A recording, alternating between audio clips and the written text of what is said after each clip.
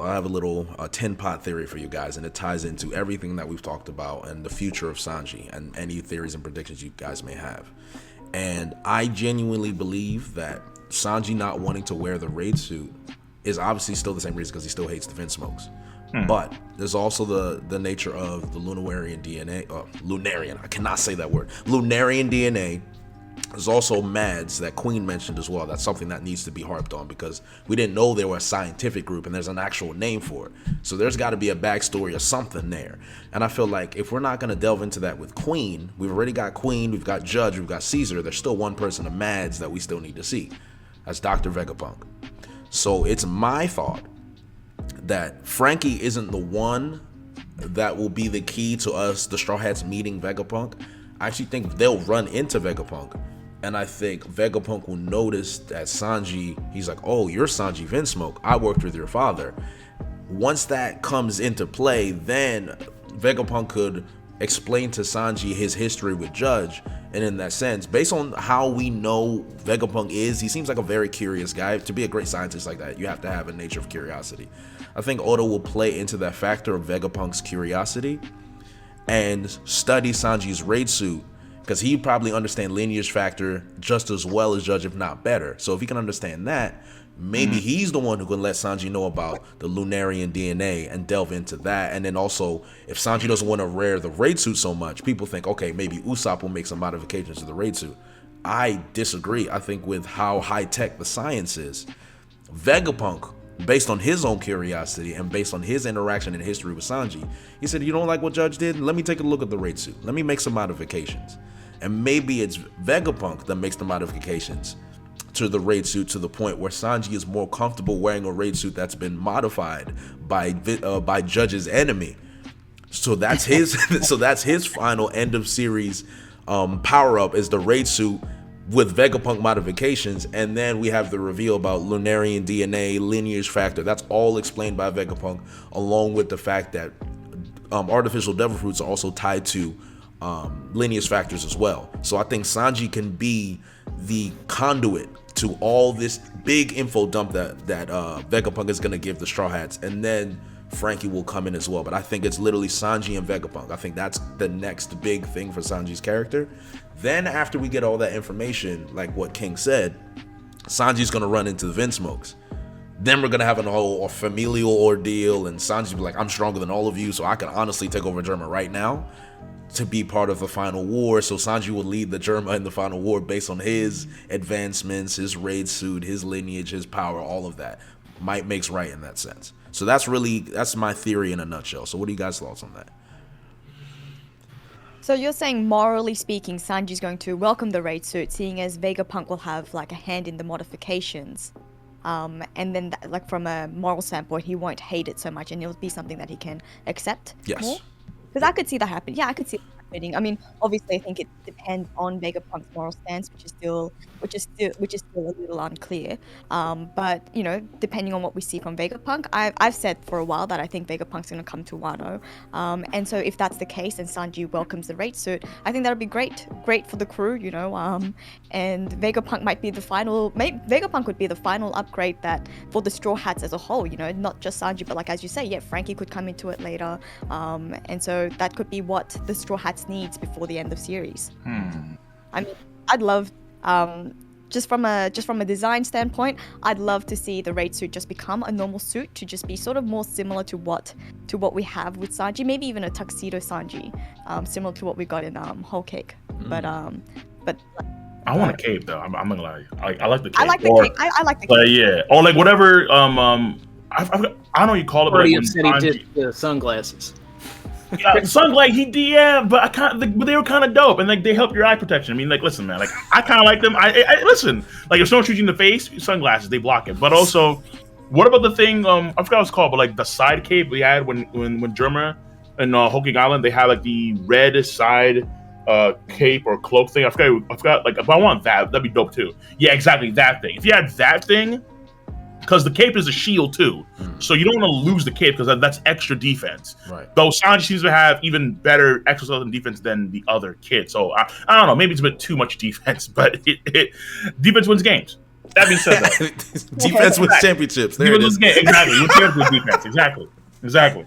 But I mean, the theory is interesting. I'm just not too sure because it doesn't make sense, I suppose, with Vegapunk modifying the raid suit, let's say in combination with Frankie, because that Frankie thing I think should still be there and should still be very, very strong. Like, should be very strong, because that I think was like the main thing that was hinted at when we had the whole pre-time skip on Vegapunk's old island. So all things that Frankie has in his mind, because also himself, that we're gonna have the different stuff be like really touched upon when Vegapunk comes into the fray. So like the idea is interesting, but I'm not too sure if we need Vegapunk and Sanji, or at least that much Vegapunk and Sanji stuff, to then go off to like Sanji's family stuff, because I think that's gonna be like a natural thing where after Laugh Tale, we have the final war stuff preparation.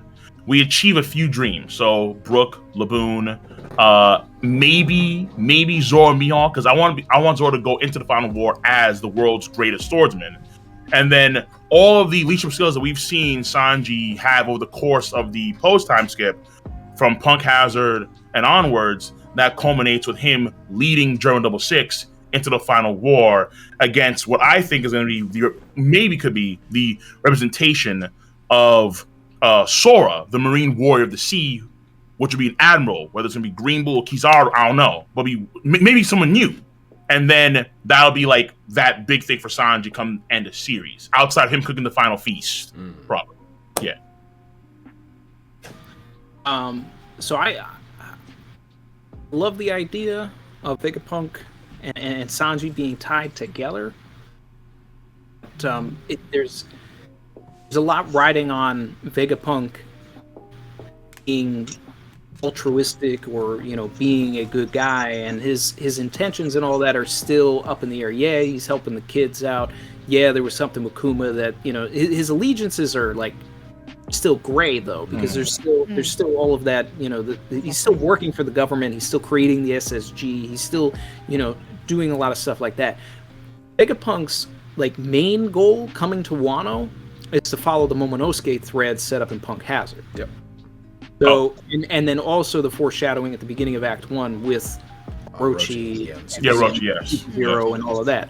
So, yes, I fully believe that Vegapunk is on one of those ships and is coming there, and he's got to give us information on artificial devil fruits. He's going to be most interested in Momonosuke and why that fruit worked on him when it didn't work on someone else.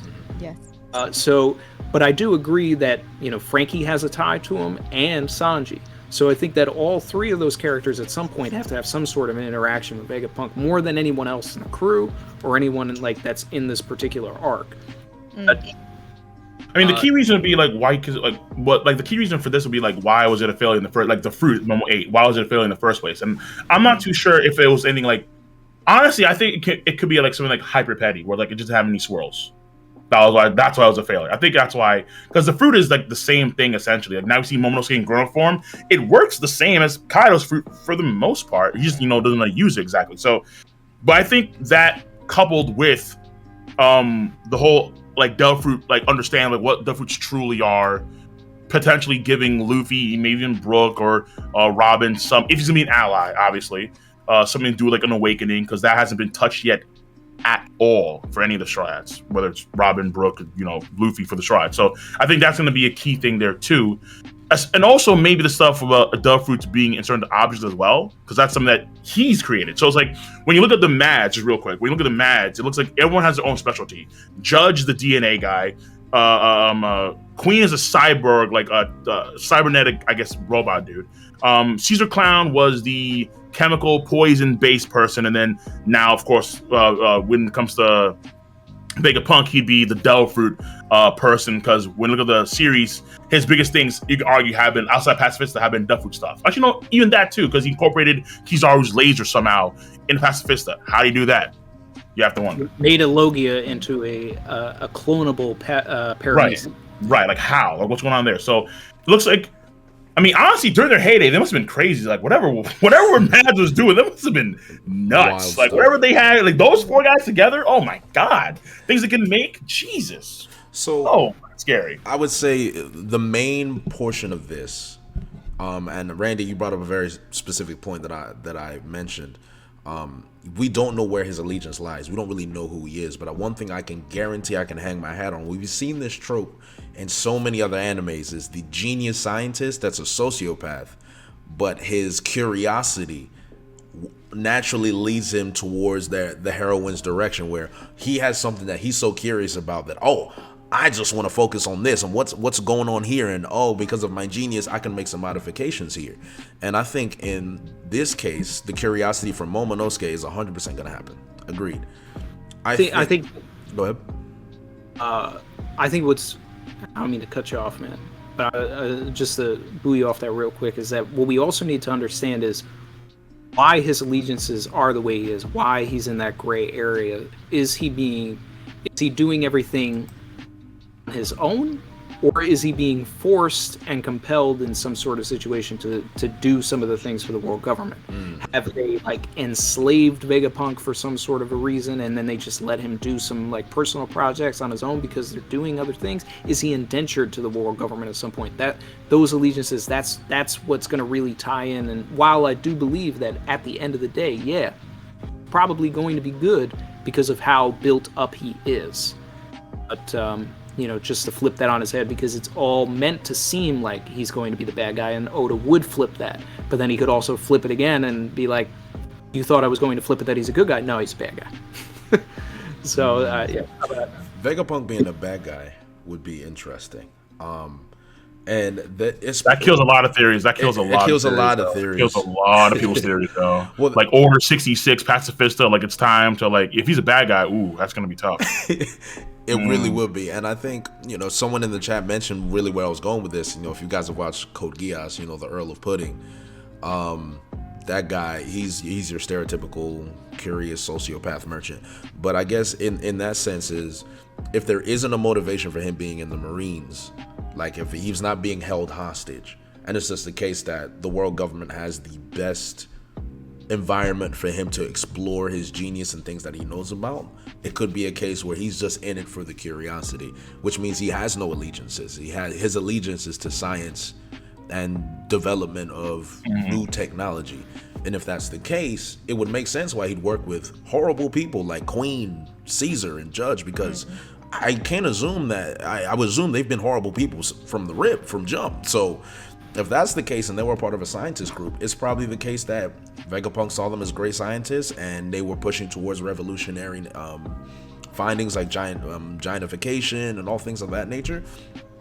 If he sees Sanji and he's reminded of Vinsmoke Judge, and he goes into a little soliloquy of a flashback on their time with Mads and the lineage factor and whatnot, it could be a case that just based on his curiosity around Sanji and him being Judge's father and the technology that he has, that he would want to take a look into it, just based on that natural scientific curiosity that he has.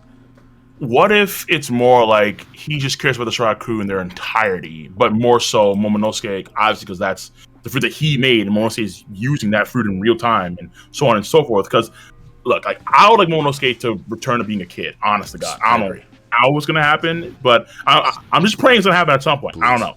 Maybe, he has some crazy magical seal stuff, and then boom, okay, it's good. Cool. But either way, I think that when you look at the Shroud Crew, there's a lot of interesting things in the crew. So if he's a man of science, you have Frankie, Cyborg, hey, I was in your home island, I blew it up, I'm sorry, my bad, dog. But I have in my mind some stuff about ancient weapon stuff that's curious. Vinsmoke Sanji, I know your father Judge were together. He was a weird kind of dude. Had some crazy swirly eyebrows. You don't see him though. All that kind of stuff. Robin. I mean, there's potentially a lot of people that may entice him in the Shroud Crew. So it may not just be a specific Sanji thing when you have other elements there potentially. There's also the connection to the Revolutionary Army potentially as well. Right, that too, yeah.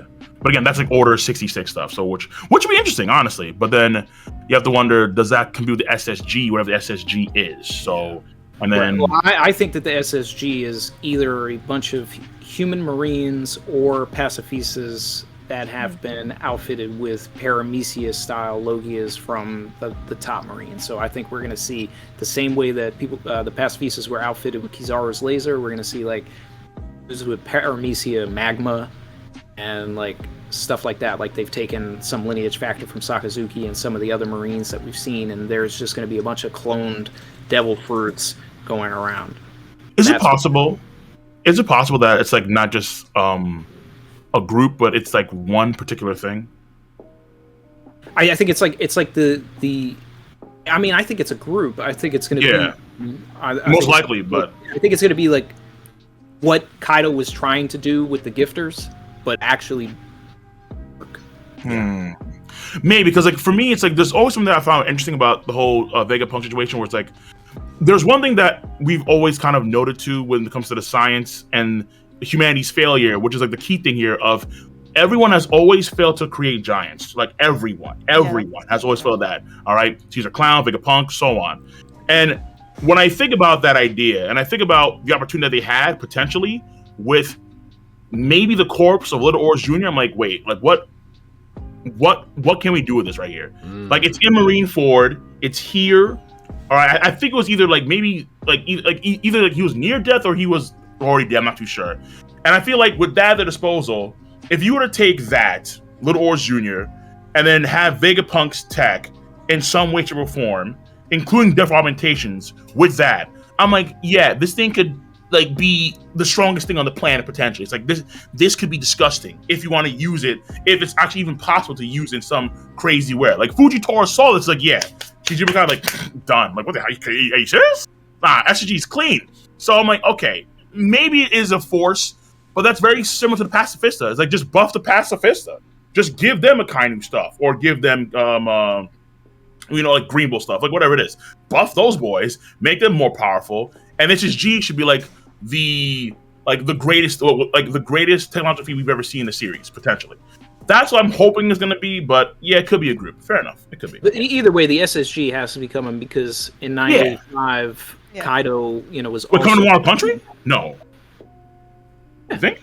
Really? Oh yeah. No, they're definitely. I think they're on that ship because look, if you go back to 985, there's so many things that were set up right there. Like when Kaido is talking about the new Onigashima project and all that, he specifically calls out SSG. Basically, he's like, the government has a force that thinks that they can take us down. So, and then now we have these world government ships coming too. The SSG's on those ships. I don't know. It's a tough sell because it's like, because then we have this whole like we should be getting to other islands real soon. If the SSG comes in, SSG is this dominant force. I'm not because okay, maybe I guess we actually leave Wano Country in the hands of our government at the end and we just dip. But I have my doubts now because I think that the samurai wouldn't want to serve the government at all. And I think, because I would like to see Wano Country be like Luffy's first territory, like officially, boom, my territory. I mean, that'd be great. At the same time, it's there's so many factors at play. There's just the panel of these ships coming opens up like the most wild doors possible for. It does. But I would hope rather than Wano Country, what we'd see is them actually be in Amazon Lily, or like at least have a flashback of that and seeing them in Amazon Lily. Think about it this way, all right? Yeah. Government ships are coming to annex Wano. Yeah. These ships know Kaido is there, and that Big Mama's there. SSG are on that shit. On those. Her ship is there too. The Chan ship is still there on like the like not the waterfall. So, and they're not gonna leave that Big Mom. So they may actually. That would be a great introduction for the SSG. Just if they ran into the Big Mama Chanter and then the SSG just fodderized the entire like Big Mom pirates. Fodderized. I mean, I'm just saying that would put them on the map. Whoa, wait a minute. But Smoothie is like one of the ideally like just as strong as some like Queen or King or all those. And you think it'd be fodderized? That's scary, Randy. That's a scary thought. You're scaring me, yo. He's scaring me, man. He's scaring me. Fodderized. Like crushed into oblivion. When they've been down so bad for the past like how many years now? That one ship has been down so bad. Not just fodderized. To use as the build up for the SSG, that would actually give her character purpose at this point. Yo, Randy's mad disrespectful. Not just fodderized, but fodderized off screen. Like, off screen. Like, devastated. Kano, Sunflying, Zoing, and Yega's crushed off screen by a bunch of robots. Jeez. Oh, man. Oh god. Yo, I'm just thinking about it now. Holy that's crazy. Yo, Randy's bloodthirsty, man. All right. All right, dog. Any theories on your end, Jojo, on what you think Vegapunk will do?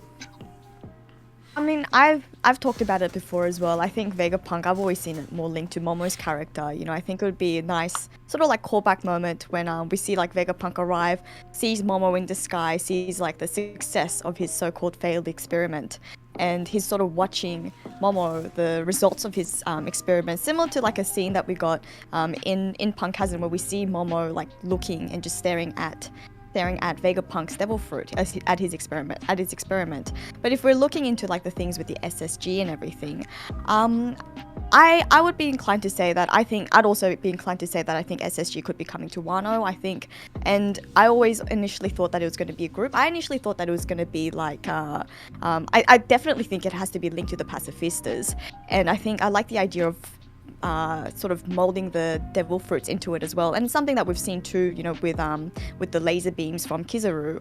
And I initially thought that it's going to be like a pacifista that just regular Marines will be able to pilot, that regular sort of soldiers will be able to pilot, and then this way the Marines, even like the weakest of Marines, will sort of be like buff, you know, powerhouses up in the battlefield.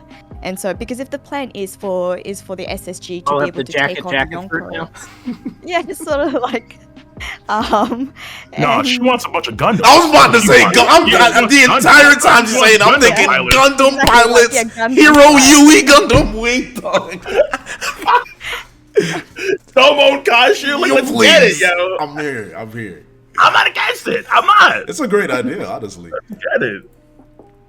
But if we're gonna also link it back to Sanji, seeing as this was a Sanji stream after all, because as we said, like the possibility of the world government coming to Wano just opens up so many different possibilities, really. Like there's just so many different ways that Oda could go with this. And if we're gonna go back to like a sort of a Sanji theory, I actually released a video last night sort of talking on this a little bit, but I said that this could be actually where we see Sanji's espionage side of him come out, where, you know, where we have moments like the Gates of Justice, where we have a Sanji's solo mission where he's the only one able to do something. You know, maybe this is when we're going to see him use his raid suit, where he uses his invisibility to sneak on to like the world government ships and causes like chaos there, maybe. I was always waiting ahead. for him to use his invisibility to like overhear a conversation from CP0. That's what I thought was going to happen earlier in the arc. Yeah.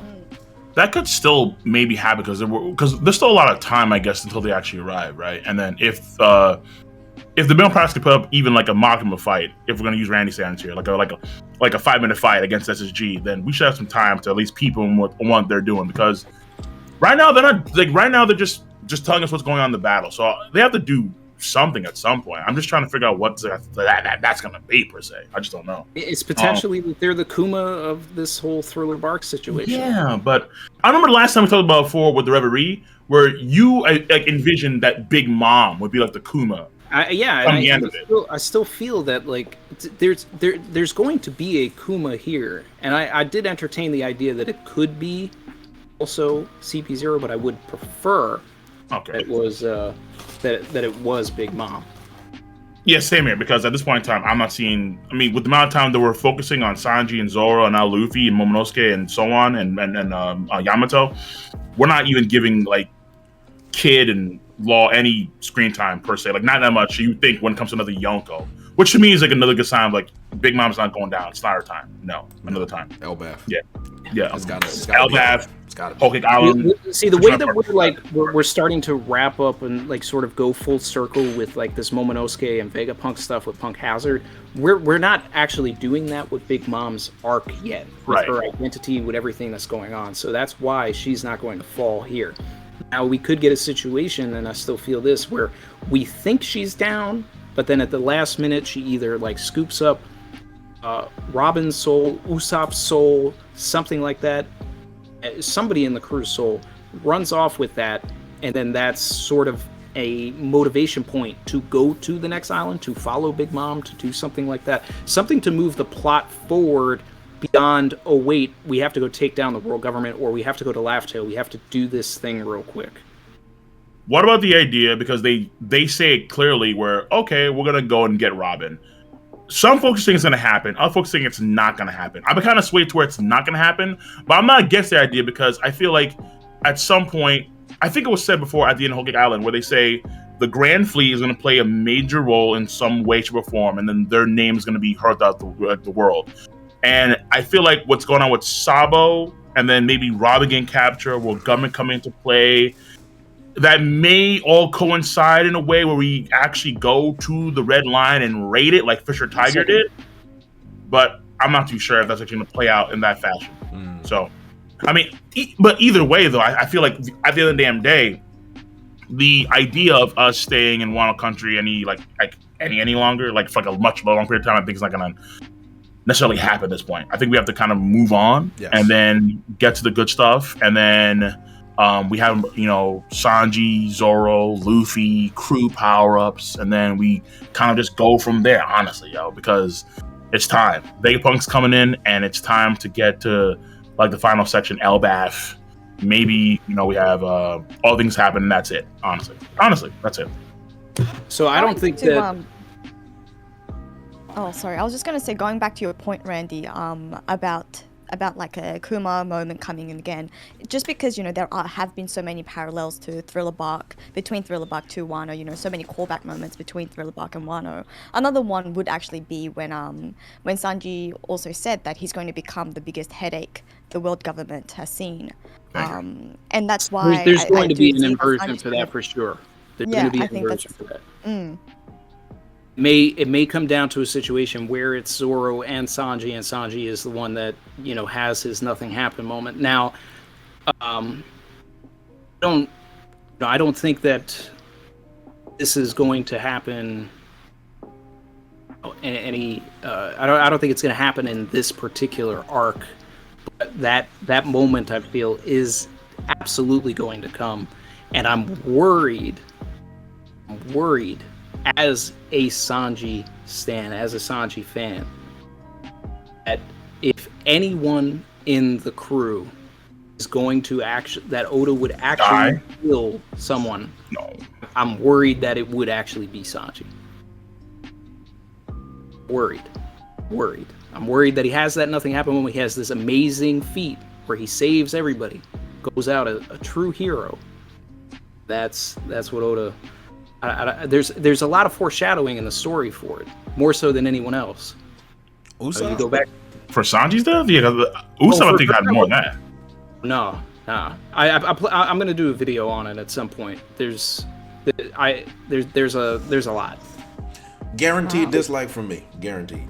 Yeah. I don't want it to happen. I don't want it to happen. I'm just saying that there's the foreshadowing for. I don't think, I know that like Morge put out a video saying that Usopp's going to die or something. I never watched it, but I don't think that Usopp's ever going to die.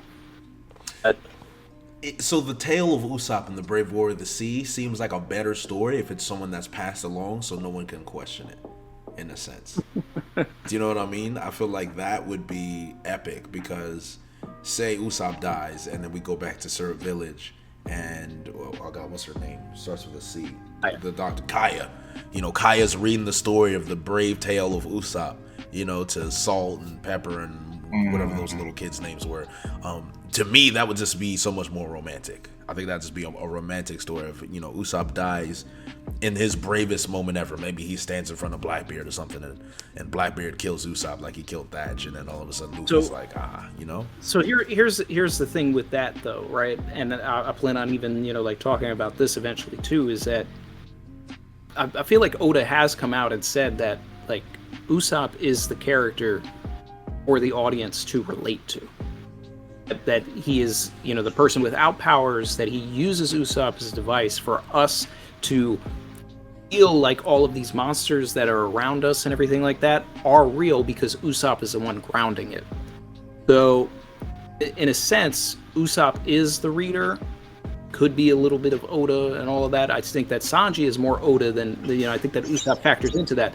But I just don't see a scenario where Oda kills us. But he would kill Equally say himself. that, I just don't see.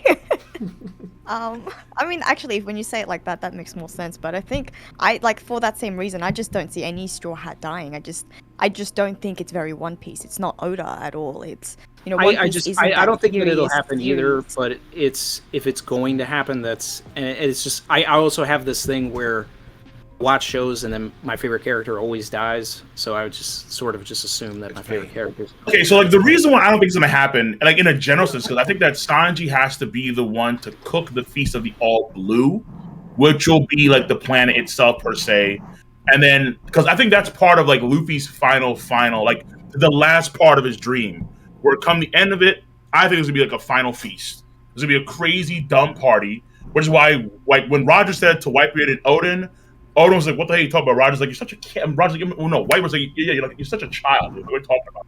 I feel like that's gonna be the whole thing where like you have like this crazy, gigantic feast, like a global party, massive rave, lights going everywhere, and so on. Massive rave. And then Sanji, and then a bunch of chefs all across the world are gonna be cooking food for all these people, and I think that's how it's gonna kind of play out in that sense. So, I mean, maybe Sanji does die, but at the same time, is it possible that he can be with German tech resuscitated? Like, you're back, welcome back, kid. Pell, maybe. Oh, hey, why not?